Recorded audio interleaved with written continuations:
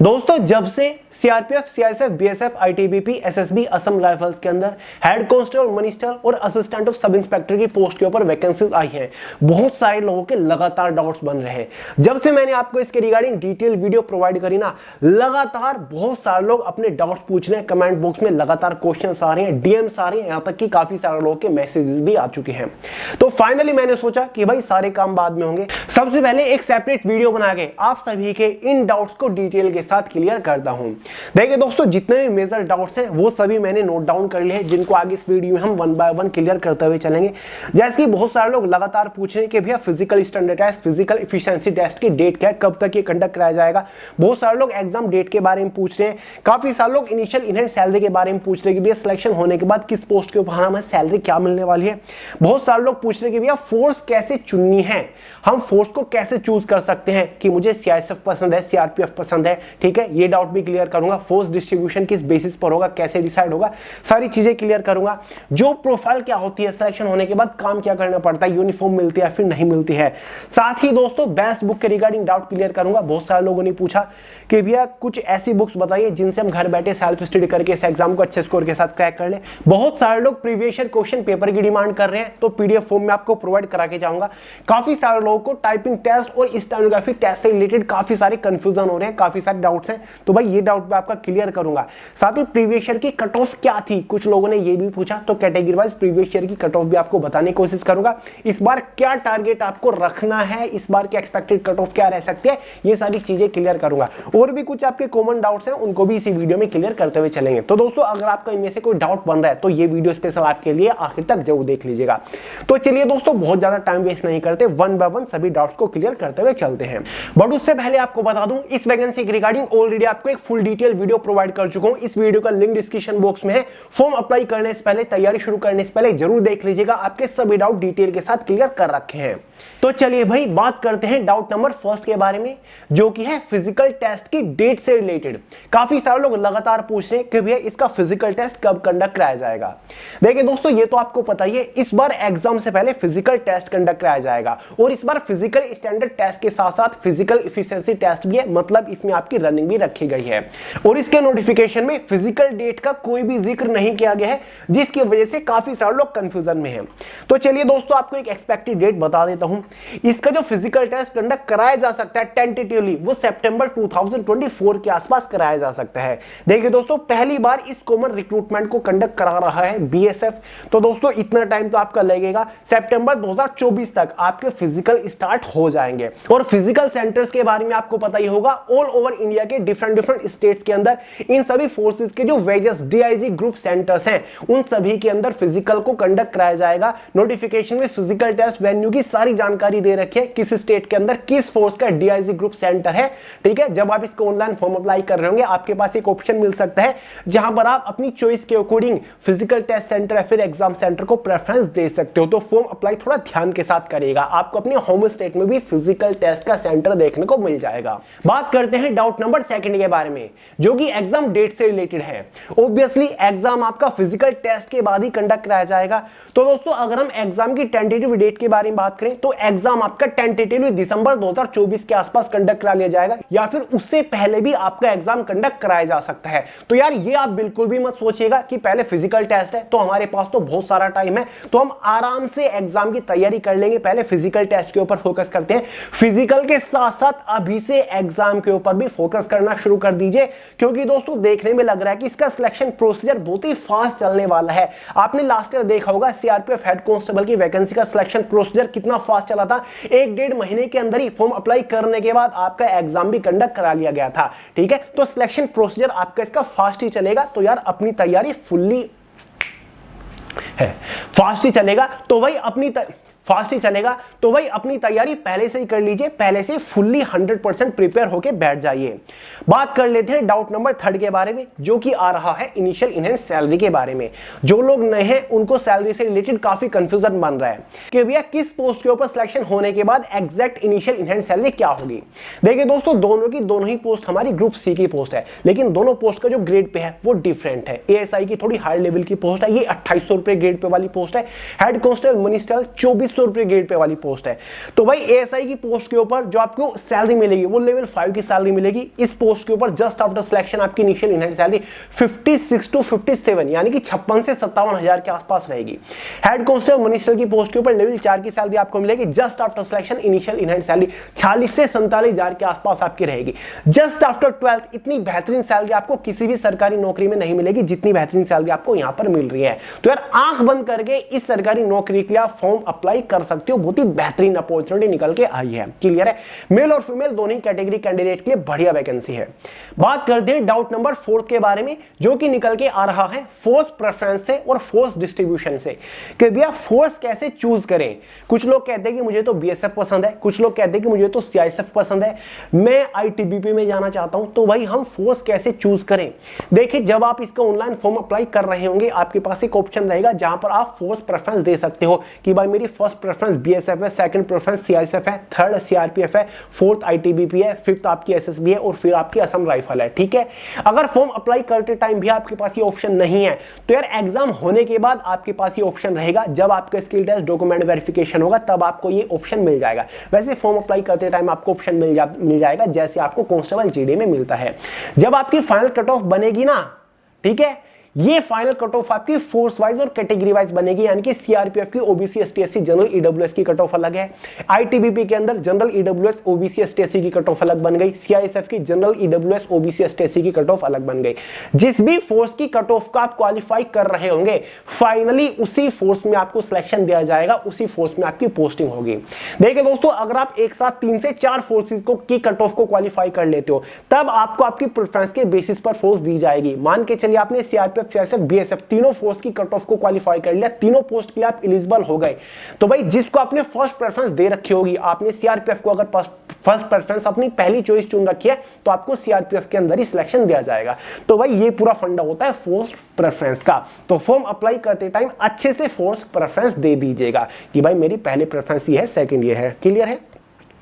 Doubt number 5 है job profile कि भैया जॉब प्रोफाइल क्या रहेगी, क्या हमें यूनिफॉर्म मिलेगी, क्या हमें कंधे पे स्टार मिलेगा, क्या हमें वेपन यानी कि गन वगैरह मिलेगी, किस टाइप का काम होगा। देखिए दोस्तों, दोनों की दोनों पोस्ट हमारी मिनिस्ट्रियल की पोस्ट है। मिनिस्ट्रियल का जहां भी जुड़ गया ना, ये समझिएगा वहां पर आपको ऑफिस सेक्शन का काम करना पड़ेगा।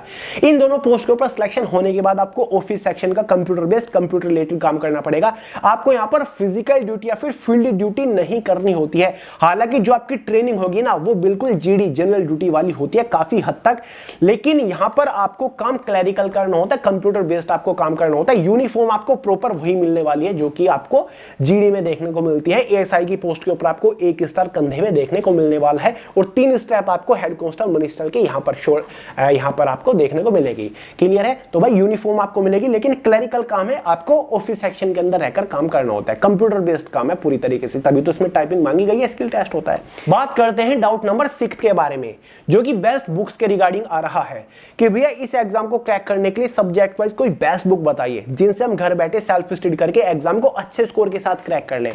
तो दोस्तों, आपको बहुत ही लेंदी महंगी बुक के चक्कर में नहीं पड़ना, ना ही आपको बहुत ही महंगे कोर्स परचेज करने की जरूरत है, ना ही आपको बहुत ही महंगी कोचिंग क्लासेस ज्वाइन करने की जरूरत है।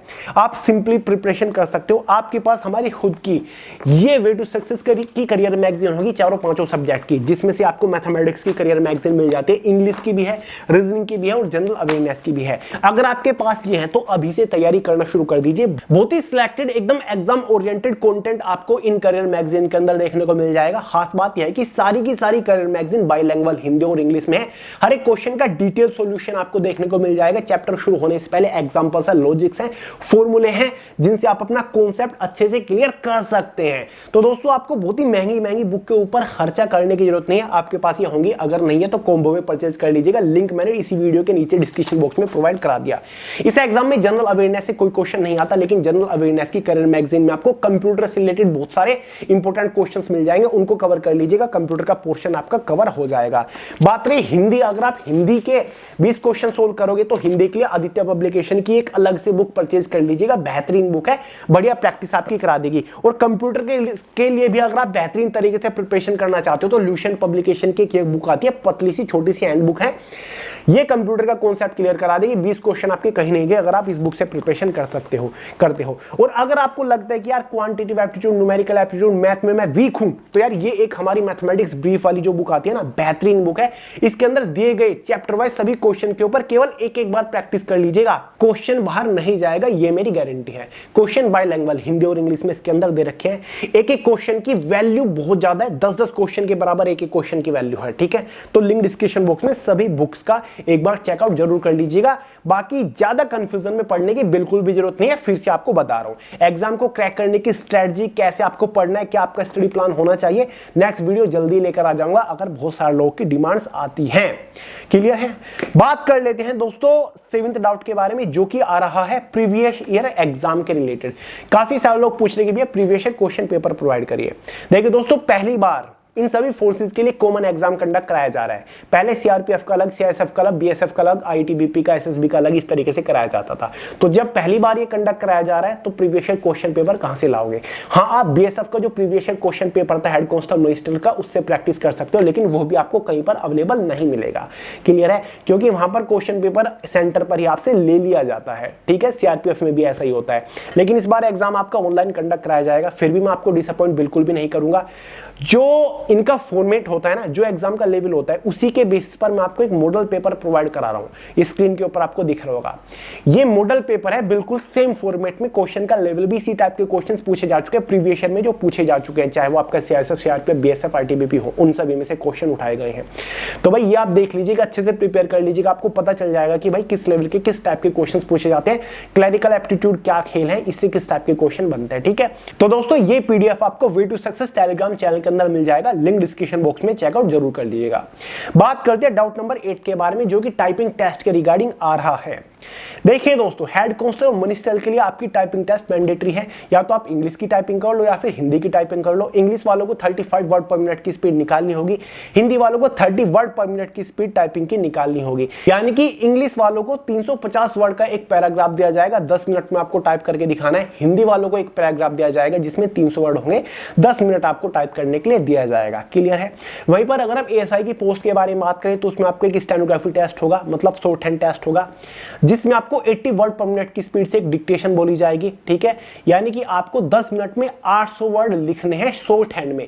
हिंदी वालों को हिंदी में बोली जाएगी, इंग्लिश वालों को इंग्लिश में बोली जाएगी। उसके बाद आपको खुद कंप्यूटर के ऊपर उसको टाइप करना है, ट्रांसक्रिप्ट करना है।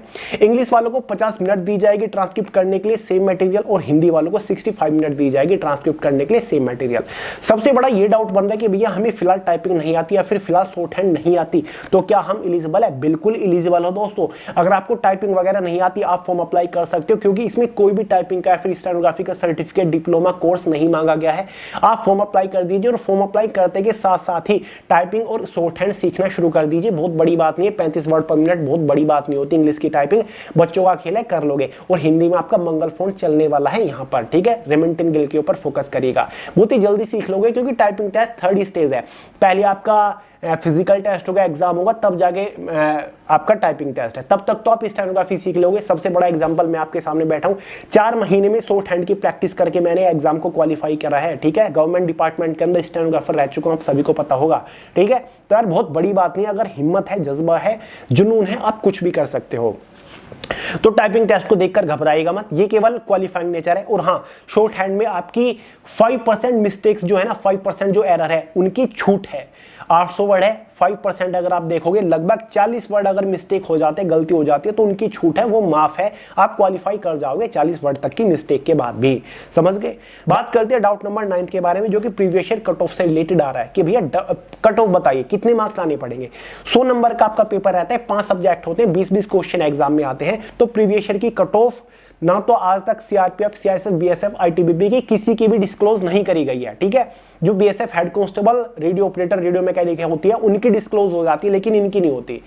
तो फिर भी अगर मैं आपको एक आइडिया दूं तो लगभग जो आपकी कट ऑफ बनेगी ना, वो 85 प्लस आप टारगेट लेकर चलिएगा इस बार, ठीक है। कि भाई मुझे 85 प्लस स्कोर करना है और इतने इससे कम पे ये समझिए कि सिलेक्शन होगा भी नहीं। ये आपको टारगेट माइंड के अंदर लेकर चलना है।